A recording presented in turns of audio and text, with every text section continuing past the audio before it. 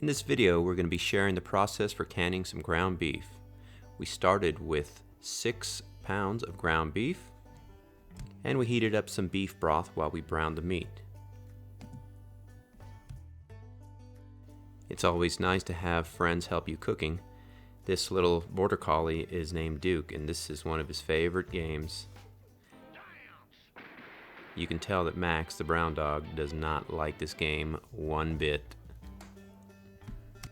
Here we are browning the meat.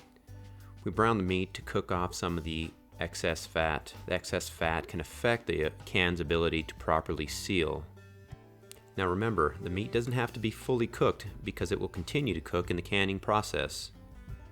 At this point, the meat is good to go and ready to be drained of the excess fat and grease.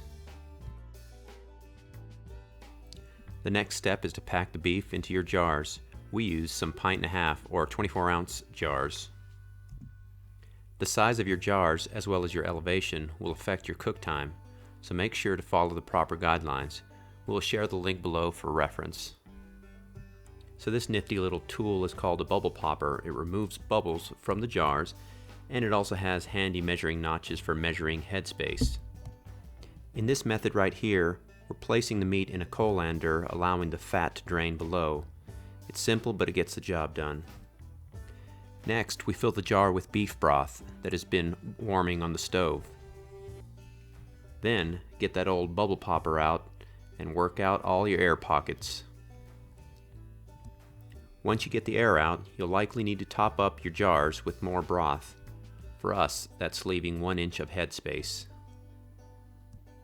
Once your jars are refilled to the appropriate level, you'll want to clean off the tops of your rims with some vinegar to remove any grease before the lid goes back on.